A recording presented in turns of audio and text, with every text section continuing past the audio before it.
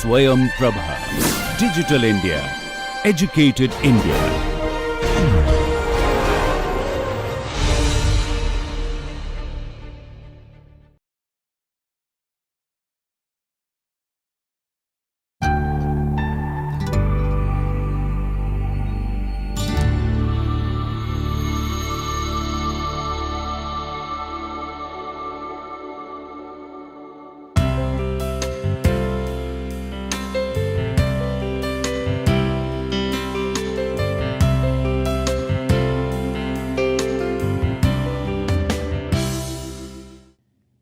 Welcome viewers. Today we will discuss about an overview of type 1 organizational theories. The learning objective here is describing the type 1 theories or classical theories of management. We will specifically discuss about management science theory, Henry Fayol's contribution to organizational theory, Max Weber's bureaucracy and rational planning model by Ralph Davis. Why do we need to learn management theory? Learning management theory is very crucial as it provides a framework to navigate an organization to a complex, rapidly changing business environment, as it helps in improving our decision making, helps organizations to adapt, boost employee motivation and engagement. It also helps in enhancing organizational efficiency. The theories, particularly the modern theories, integrate data-driven approaches with a focus on human factors and situational context to help managers effectively achieve organizational goals and gain competitive edge in a dynamic world.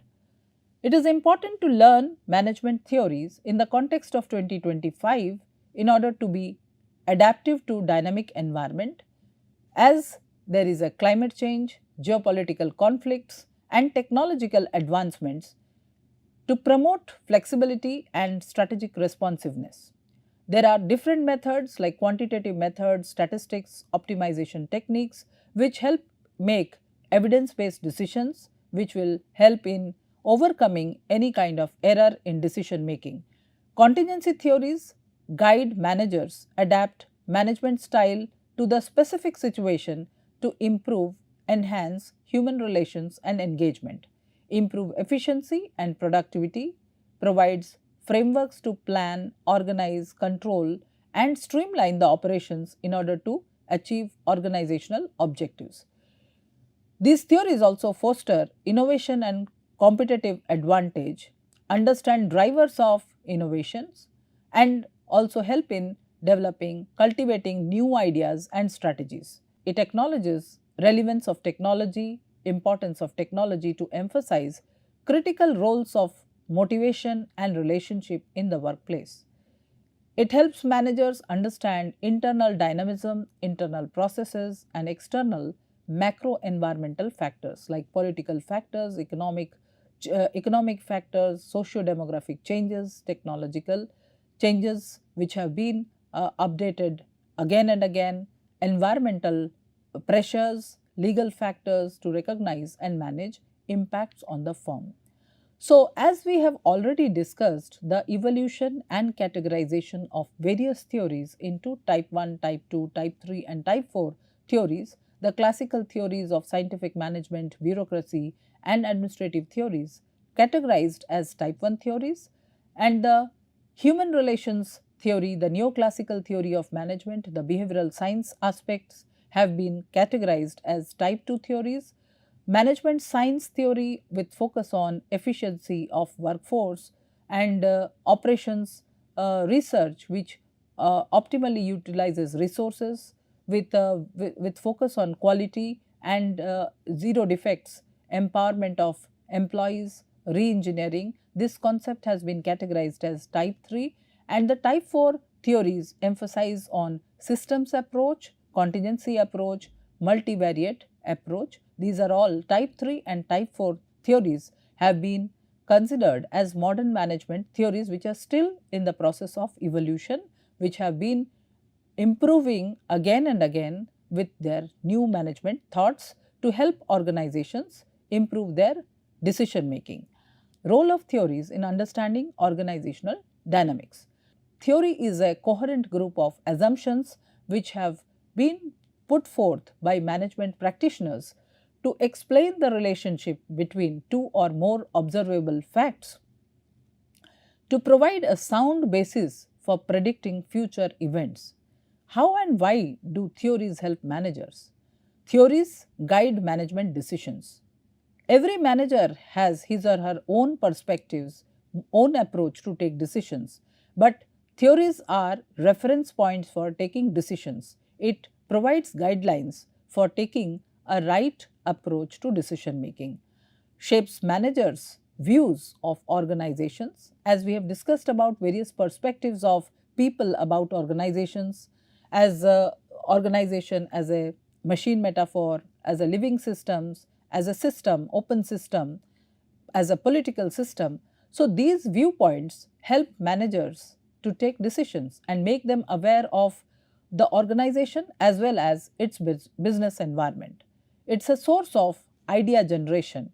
If we have a clear perspective about how organization functions and what are the viewpoints of how organization is behaving with respect to the fluctuations in the business environment, so we can respond accordingly, and it also gives us an overview for idea generation. Categorizing organizational theories based on related metaphors. As discussed, all various metaphors have evolved over a period of time based on the assumptions of people, based on assumptions of practitioners. So, as these assumptions shape the views of the dominant management theories and practitioners. Type 1 theories basically focuses on mechanical efficiency, and it is based on machine metaphor and closed systems metaphor. Organizations are considered to be like a machine. And classical theories, the focus is on universal principles of how to manage organizations. The theoretical foundations for structure and design has evolved from the viewpoints developed by the management practitioners like Frederick Winslow Taylor, Henry Fayol, Max Weber and Ralph Davis. The second one, that is type 2 theories. Type 2 theories focuses on people and human relations. Organization is considered as a living systems or anthropomorphizing organizations. The concern of neoclassical theories of management or the type 2 theories of management is how to improve employees or human relations in the workplace. The concern is on people and human relations, improving efficiency of people. Elton Mayo, Chester Barnard, Warren Bennis, Douglas McGregor are the people, are the management practitioners who have given their views in the neoclassical theories of management. They have helped in shaping the type 2 theories of management with a focus on people and their relationship in the workplace. It will help in improving the group dynamics. It will help in changing the behavior of people to be more efficient so that they can be productive in the workplace. The type 3 theories focus on power and politics. The dominant metaphor here is political system metaphor. The organizations have been viewed as a political system with basis of power and politics, with the resources in organizations being very limited and people try to take maximum benefit out of the limited resources. Type 3 theorists focus on power and politics. Their view is organizations as a political systems metaphor. The practitioners here have given the March and Shimon's cognitive limit to rationality, Pfeffer's organizations in political arena. Their focus is treating organization as or viewing organization as a political system where decision making has to be more rational, and the focus is management science theory, operations research, information systems, quality improvement, re-engineering. Type 4 theorists have given a view, have taken the perspective of organization systems metaphor, contingency designs, and the modern management theories like the dynamic open systems interacting with their environment, and this viewpoint has been given by Shimon, Kaz and Khan, Environmental Perspectives, the case of the Aston Group and Organizational Science. To begin with, we will first discuss about the type 1 theories and their contribution. Their focus is on mechanical efficiency, machine metaphor and closed systems metaphor. Type 1 theories have developed classical school of management, developed universal principles applicable in all situations. These theories have been considered to have evolved during the first industrial revolution, and their emphasis is on mechanical efficiency.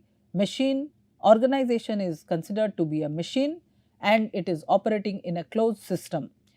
So, classical theorists, universal principles of how to manage organizations, theoretical foundations for structure and designs have been given by Frederick Taylor, who has given emphasis on scientific management principles, Henry Fayol, principles of organizations, Max Weber, who focused on bureaucracy, and Ralph Davis focused on rational planning. Classical approach to management emphasizes on scientific management, administrative principles of management and bureaucratic principles of management, bureaucratic organizations. Classical management theorists of the late 19th century and the early 20th centuries included Frederick Taylor, Frank and Lillian Galbraith, Henry Fayol, Mary Parker Follett and Max Weber. Frederick Taylor's scientific management, Frank and Lillian Galbraith has given time and motion studies. The focus is on efficient work, how to improve efficiency at work. The focus of administrative principles is making organizations more efficient. The management practitioners who dominated during this time period were Henry Fayol, Mary Parker Follett. Administrative principles have been given by Henry Fayol and Mary Parker Follett. Their focus is on improving efficiency of organizations. Bureaucratic organizations, Max Weber proposed the concept of bureaucracy. The common assumption of classical approach of management is employees act in a rational manner and are primarily driven by economic concern. Major branches in the classical approach to management with the assumption like people are rational, scientific management given by Frederick Taylor, administrative principles given by Henry Fayol, bureaucratic organizations proposed by Max Weber. Classical management approach provides guidelines, principles of scientific management, develop for every job a science that includes rules of motion, standardization of work, implementing and providing proper working conditions. Carefully select workers with right abilities or scientific selection of people for the right job. Train workers carefully to do the job and give them proper incentives, incentivize workers to cooperate with the job of science. Support workers by carefully planning their work and by smoothing the way as they go about their jobs. Support workers, schedule their jobs and provide them guidance to perform their jobs respectively. Scientific management's major concern was timekeeping. It was fundamental to Frederick Winslow's theories of management. Frederick Taylor is known today as father of scientific management. One of his prime concerns, one of his many contributions to modern management is common practice of giving employees rest breaks throughout the day. His concern was people cannot continue to work unless there is rest given to them. The philosophy of Frederick Taylor that sought to increase productivity and make the work easier by scientifically studying work methods. There is science in every work people do, scientific understanding of the work methods and establishing standards of performance. In the past scientific management theory, there were 4 principles which emphasized on improving human efficiency, develop a scientific approach for each element of an individual's work, scientifically select, train, teach and develop workers. The focus is on training workers, focus is on development of employees in the workplace, cooperation with workers to ensure the jobs match plans and principles. There is no misalignment from the or deviation from the task given to them. Ensure appropriate division of labor. There is a proper structure or there is a well placed division of labor. People are given tasks according to their knowledge and efficiency. The three areas of focus was task performance. There has to be a supervisor allotted to an employee or supervision, and keep your employees motivated, motivation of workforce. Two managerial practices, one is piece rate incentive system, time and motion studies, which were emphasized in the scientific management concept. Taylor's principles of management, development of a scientific method of designing job to replace the rule of thumb method. The scientific selection and progressive teaching and development of employees. So, his concern was science or adopting scientific method for designing jobs, development of workers or development of employees, bring together scientifically selected employees and scientifically developed methods for designing the jobs, so that the efficiency of workers improve, or a division of work resulting in interdependence between management and workers. Other scientific management practitioners, Henry Lawrence Gantt. Gantt is best known for his work in production control and his invention of Gantt chart, which is still in practice today. The Gantt chart graphically depicts both expected and completed production. Gantt was also one of the first management pioneers to state publicly the social responsibility of management and the business. He believed the community would attempt to take over the business if the business systems neglected the social responsibilities.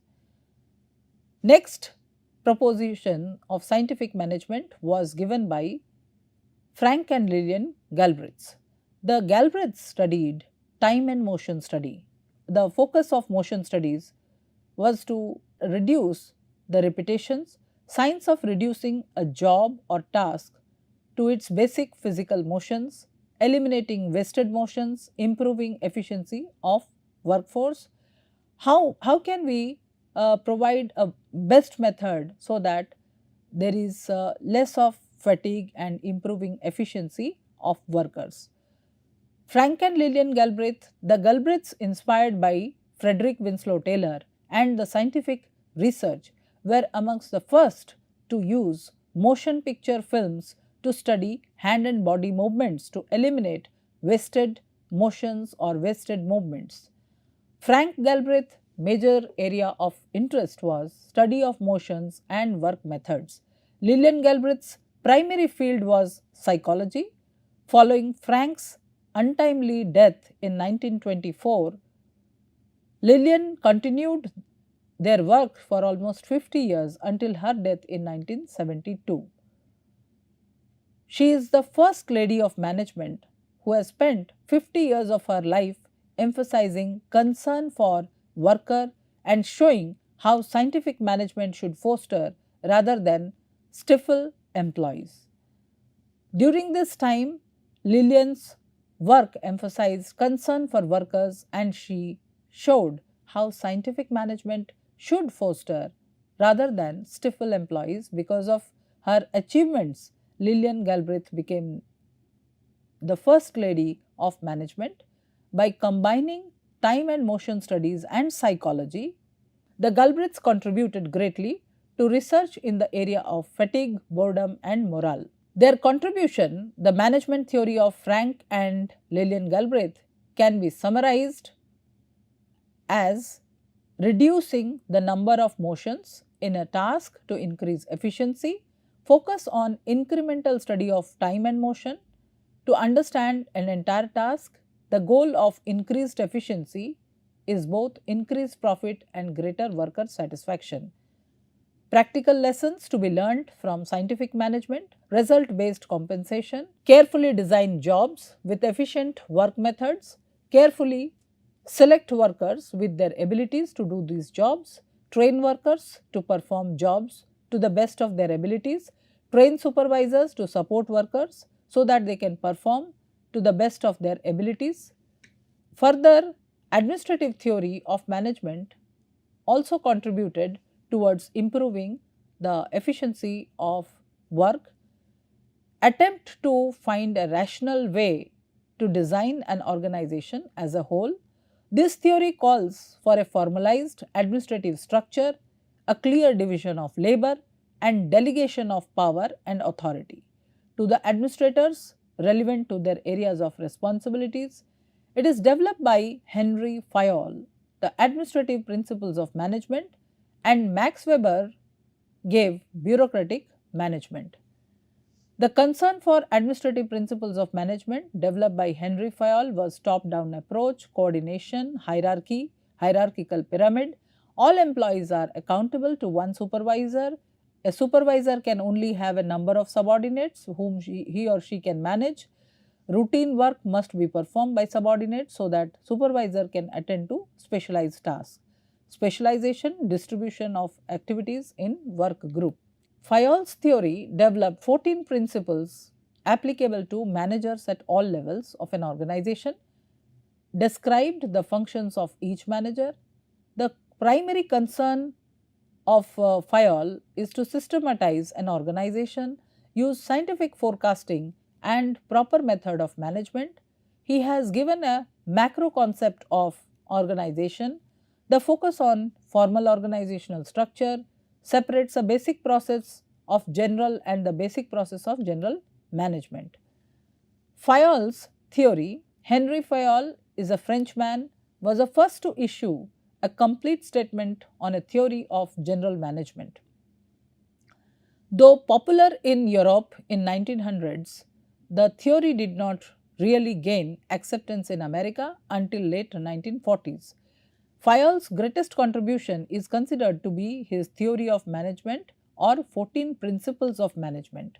The focus of the principles of management is division of work, division of labor, concept of specialization of work came into picture. Further, he also focused on authority, that is formal or positional authority versus personal authority. Discipline based on obedience and respect. There is also concern for unity of command. Each employee should receive orders from one supervisor. Unity of direction. There is a direction or a plan proposed, one boss and one plan for a group of activities having the same objective. There cannot be multiple directions and multiple objectives. Subordination of individuals' interest. The primary concern of people who are working in the organization is to view the collective interest of the organization and subordinate their individual or shun their individual interest. Remuneration emphasizes on the mode of payment of wages was dependent on several factors. Centralization, the degree of centralization, degree to which the power is bestowed with the top management, the degree of centralization desired depends on the situation and the formal communication channels. Scalar chain or the continuous line of authority shows the routing of line of authority and the formal communication channels. Order ensures a place for everything. There has to be a well placed order or place for everything in the organization. Otherwise, if there is no order, there would be chaos. To improve efficiency, there has to be order in the organization. Equity resulted from kindness and justice. The workplace has to be equitable, which will otherwise result in biases in decision making. Stability of tenured personnel called for orderly personnel planning, The people who are working in the organization have a tenure, which people are hired for a particular tenure. So, there has to be a stability of tenured personnel. Initiative called for individuals' zeal and energy in all efforts. Esprit de corps, or the group spirit or team spirit, emphasized the building of harmony and unity within the organization. Fayol's real contribution, however, was not just the 14 principles, but the formal recognition and combination of these principles into 4 functions of management: planning, organizing, directing and controlling. He emphasized planning and organizing as essential for the organization. The classical management approach given by Henry Fayol, or administrative principles of management proposed by Henry Fayol, emphasizes on duties, responsibilities of management as planning or foresight to complete a plan of action for the future, organizing or organization to provide and mobilize resources to implement the plan, command to lead, select and evaluate workers to get the best work towards the plan, how workers can be motivated, how workers can be led so that they give maximum effort towards reaching the target or the plan. Coordination talks about to fit diverse efforts, to get collective efforts together and ensure information is shared and problems are solved. Coordination talks about communicating to the work group, giving the or sharing the plan with other employees in the organization to get their concerted effort, to get the diverse efforts of people working in the organization, so that they can all collectively they can reach at the goal. Control talks about making sure how things happen according to the plan and take corrective actions. There is a control exercised in every activity. There is a feed forward control, there is a feedback control mechanism which will help in improving efficiency without having any defect in the processes. So, administrative theory of management, administrative principles proposed by Henry Fayol mostly focused on scalar chain. There should be clear and unbroken line of communication or continuous line of communication from top to the bottom, unity of command. Each person should receive orders from one boss, unity of direction so that there is no chaos, no miscommunication. One person should be in charge of all activities with the same performance objectives. Bureaucratic management. The next topic to be discussed is bureaucratic management. It was developed by Max Weber, known as father of sociology. It includes social and historical perspectives. According to Weber, the employees must act as if supervisor's interest were his own, thus they stay in bureaucratically assigned role. Bureaucracy is a specific administrative structure which is based on legal and rule oriented authority. Certain important points to be discussed in bureaucratic management. Max Weber, a German sociologist, developed theory of bureaucratic management, stressed the need for hierarchy governed by clear rules, regulations and continuous line of authority. He considered the ideal organization to be a bureaucratic organization whose activities and objectives were rationally thought out, and there is a concern for division of labor which is explicitly defined. He believed technical competence should be emphasized and performance evaluation should be entirely based on merit. Weber sought to improve performance of socially important organizations by making their organizations predictable and productive. Developed an ideal bureaucratic structure characterized by division of labor, clearly defined authority structure, authority hierarchy, formal selection processes, detailed rules and regulations, impersonality in interpersonal relationship. He emphasized on strictly defined hierarchy governed by clearly defined rules and lines of authority. Max Weber wanted to eliminate nepotism, favoritism in the workplace so that there is a rational decision rational decision to be favored, and there is no bias. He created a rational method or scientific and logical approach to business. Most of the workplace, the concern of organizations is to improve efficiency of workforce and to be free from biases, favoritism and nepotism. So, bureaucracy refers to management of large organizations, how large organizations can be managed, characterized by scalar chain of command, hierarchy, rules and regulations to be strictly followed, impersonal relationship, no personal agenda, rigid adherence to procedure and highly specialized division of labor so that people are very clear with organizational plans. Bureaucracy is an ideal, intentional, rational and well efficiently formed organization based on the principles of logic, order, legitimate authority. There are certain characteristics of bureaucracy: clear division of labor, hierarchy of authority, formal rules and procedures, impersonality, career based on merit. Possible disadvantages of bureaucracy is excessive paperwork or red tapeism, or which slows down the processes. Excessive paperwork or red tapeism slows down handling problems, rigidity in face of shifting needs, resistance to change and employee apathy. So, if you largely summarize bureaucratic model, there are certain important points to remember. Bureaucracy is emphasizing on division of labor, authority and hierarchy, formal selection of employees, formal rules and regulations to be followed, impersonality and career orientation.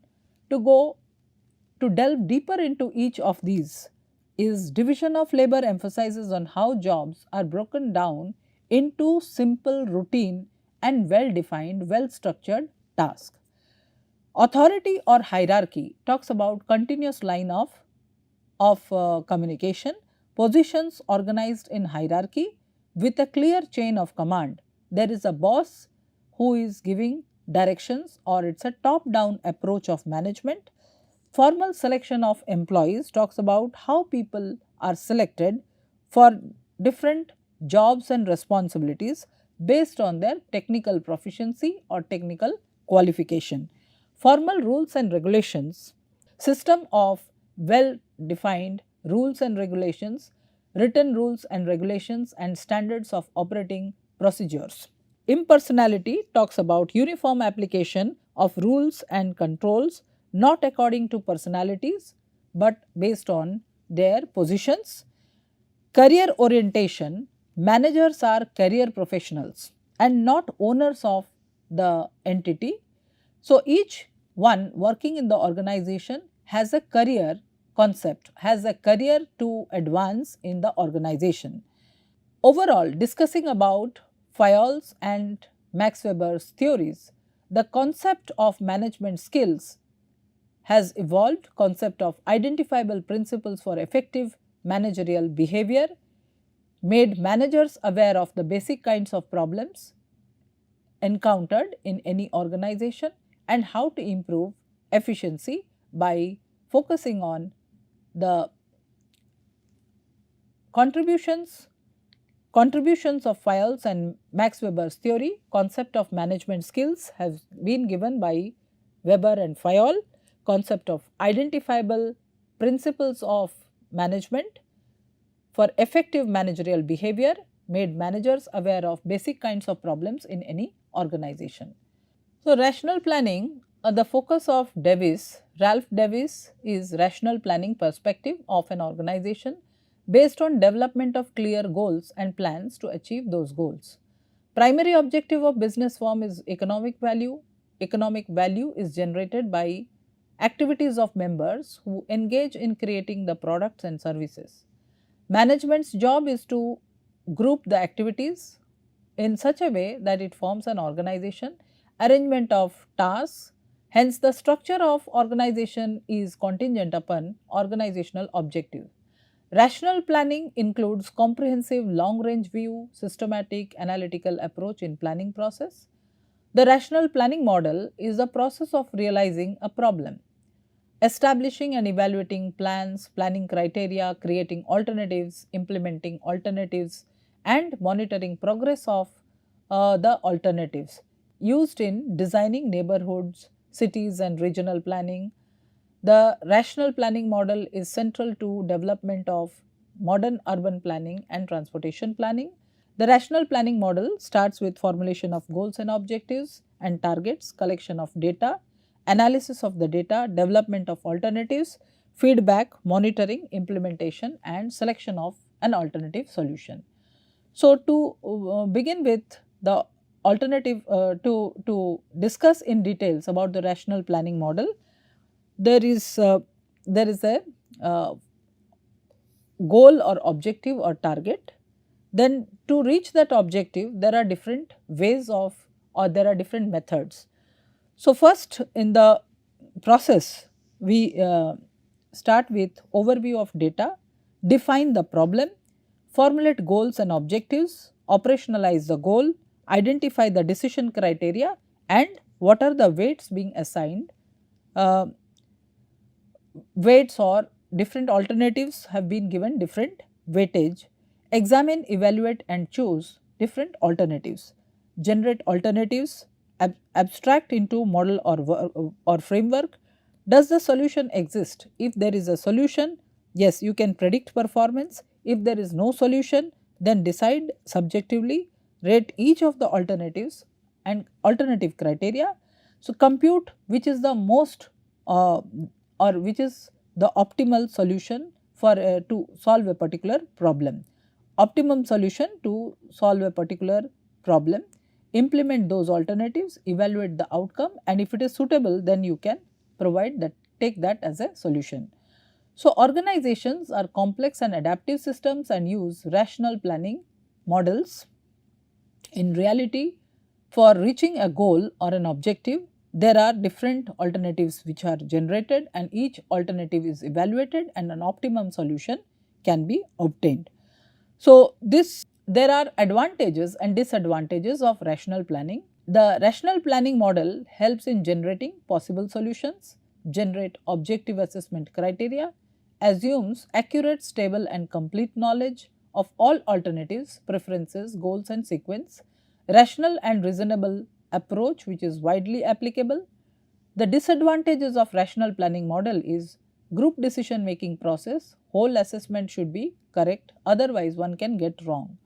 Planners defines problems and not the goal and it is a time consuming process. This lecture gives a broad overview of type 1 theories, scientific management, administrative theory, bureaucratic management approach and rational planning model, which emphasizes on improving productivity and performance of organizations, highlighting contribution of each one of them in more details. Thank you.